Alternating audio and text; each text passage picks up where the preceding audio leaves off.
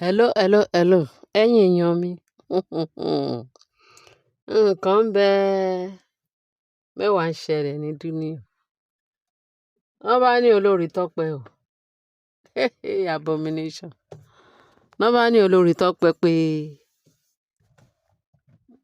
ó ní ó ṣe ló ń sọ fún kábíyèsí pé òun ti lóyún.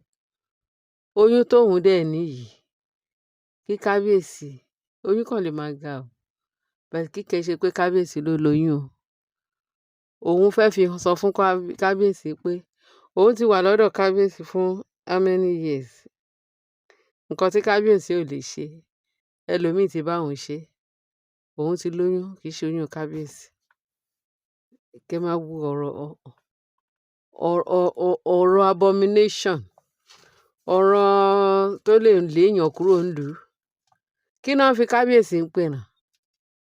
Ó mà ṣe o. Wọ́n lè wá sọ kábíyèsí di dídò. Nǹkan táwọn àwọn ọmọ fi máa ń ṣe eré ọmọdé. Wọ́n fi kábíyèsí ń pe oríṣiríṣi. Ṣé ẹ mọ̀ pé àwọn people yìí, kábíyèsí ló mọ nǹkan tó ń fi wọ́n ṣe o. Òun ló mọ nǹkan tó ń fi wọ́n ṣe o. Ṣé kìí ṣe pé àwọn eléyìí, àwọn apààyàn ni kábíyèsí kó jọ sáàfin. Òun ti lóyún, mí pé kò sí nǹkan tí kábíyèsí fẹ́ ṣe fún òun. Nǹkan tí kábíyèsí ò lè dá ṣe, ẹlòmíì ti ṣe fún òun. Ó dẹ̀ wà láàfin. Kábíyèsí dẹ̀ mọ̀, kò rí nǹkan ṣe sí i.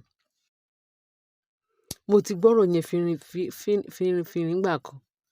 Bẹ́ẹ̀ tí mo tún wá ń gbọ́ lénìí, tí mò ń gbọ́ ní wákàtí yìí. Allegedly, wọ́n ló wà láyé íńtánẹ́ẹ̀tì, tó ń jà rìnrìn ní íńtánẹ́ẹ̀tì, pé olórí Tọ́pẹ́. Ó lọ gbóyún níta. Ẹ̀rù ò tiẹ̀ bà á. Níṣe ló tún fakọọlé, tó ti ń sọ fún kábíyèsí pé nǹkan tí kábíyèsí ò fẹ́ ṣe fún òun, ẹlòmíì ti bá òun ṣe. Ẹlòmíì ló dẹ̀ lóyún. Ṣé ẹ mọ̀ pé Tọ́pẹ́ yẹn, baba ńlá criminal ni? Ohun yìí kan náà ló sá fi ọmọ 3 months lẹ̀, tó sá wá sọ́dọ̀ kábíyèsí. Tó ń ṣe múlọ́múlọ́ bíi pé kò lè jẹ ẹ̀kọ kọ́bọ̀ tán. Àṣé criminal ayé àtọ̀run. Ẹ máa gbọ́rọ̀ kọ́rọ̀, ọ̀rọ̀ rírùn, ọ̀rọ̀ tó fi ń bá ní ìṣìyàn kúrò nílùú. Olúwa tí ẹ̀ ṣe bá àṣírí ẹ̀ tú.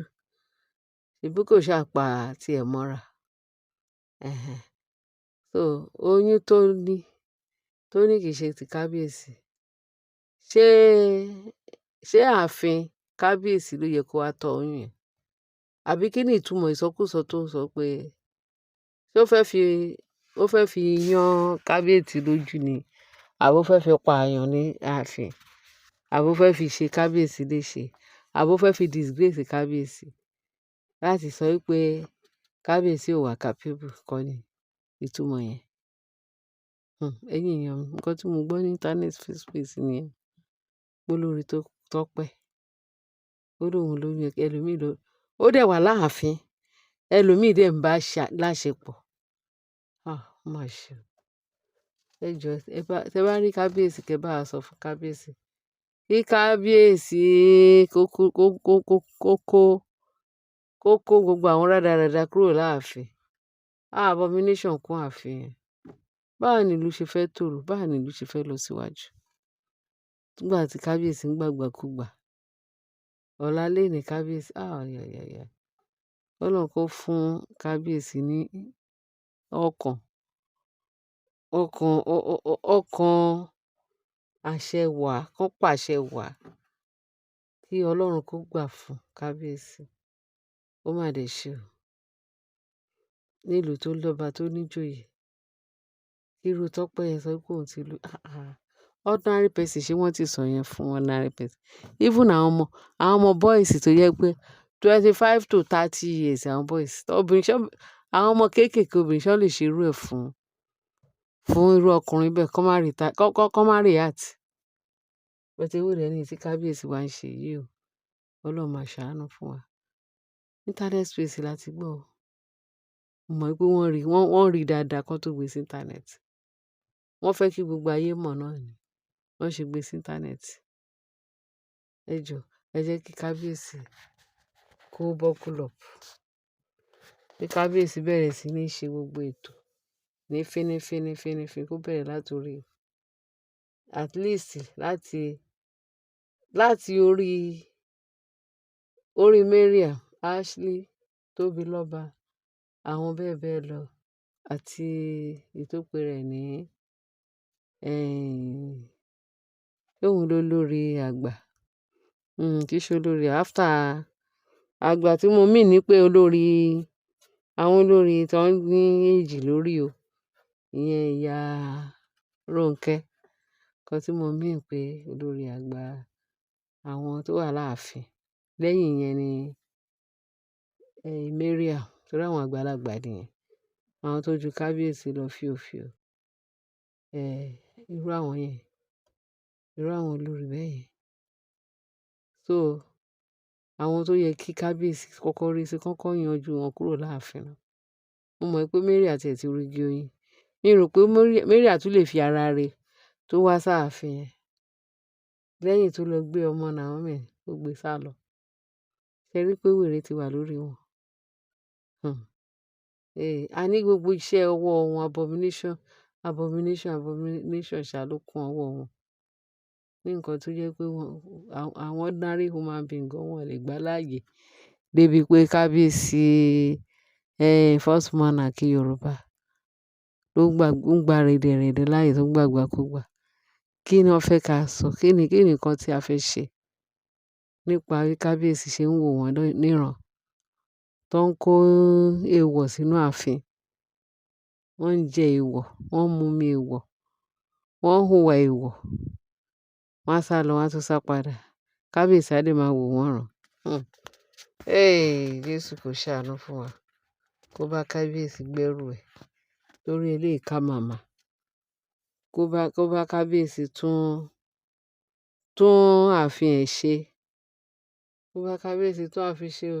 Lórí gbogbo nǹkan tí kábíyèsí tó fi pamọ́ sáàfin yìí. Ọlọ́run kó ṣàánú wa, kó ṣàánú kábíyèsí, kó ṣàánú. Ó kàn jẹ́ pé Naomi náà ń dà láàmú. Naomi náà ń dà láàmú kí kábíyèsí tètè wá wọ̀rọ̀kọ̀ fi ṣàdá. Ọlọ́run á kọ́ kábíyèsí mọ̀. Ṣé èèyàn mi? Ó máa ní tuntun tó yín létí o. Torí nǹkan tá a túbọ̀ yẹ pé àbírú àbàṣà ọ̀rọ̀ wo leléyìí? Àbírú ọ̀rọ̀ àbùkù wo leléyìí? Ọ̀rọ̀ ẹ̀sìn òun leléyìí. Ṣé irú eléyìí fáwọn àwọn ìjòyè àtàwọn lọ́balọ́ba bá gbọ́ eléyìí ń ta? Ẹ rí pé nǹkan tó burú jáì ni. Kí ni kán wá sọ pé ó ṣe tí kábíyèsí, kí ló ń ṣe kábíyèsí tó jẹ́ pé kábíyèsí ò rí ògidì ọ̀rọ̀ sọ sí gbogbo ọ̀rọ̀ rádaràda ọ̀rọ̀ àbàṣà tí àwọn olórí ń gbé kọ kábíyèsí lójú ní ààfin. Ọlọ́run á bá ṣe o. Ọlọ́run á bá kábíyèsí ṣe. Òun ni mo sọ pé kí wọ́n fi sí etí gbọ́ ẹ̀yin èèyàn wa.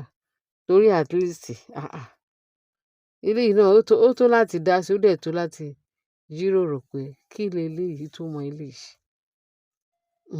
Ẹ̀yin èèyàn wa, ẹ bá mi dá sí. Ẹ bá mi share, kẹ́ bá mi like ẹ̀.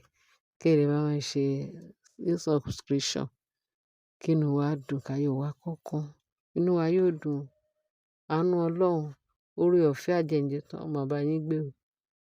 Pẹ̀lú bí ẹ ṣe ń tẹ́tí sọ́rọ̀ wa. Tẹ́ tún bá wa share, tẹ́ bá like. Ọlọ́run á nífẹ̀ẹ́ gbogbo yín o. Ààbò Ọlọ́run á dájú. Kọ́kọ́ oníṣẹ́ mi gbogbo wa. Jésù Kristi, Olúwa wa. Amen. Ẹ ṣé gan ni. Bye.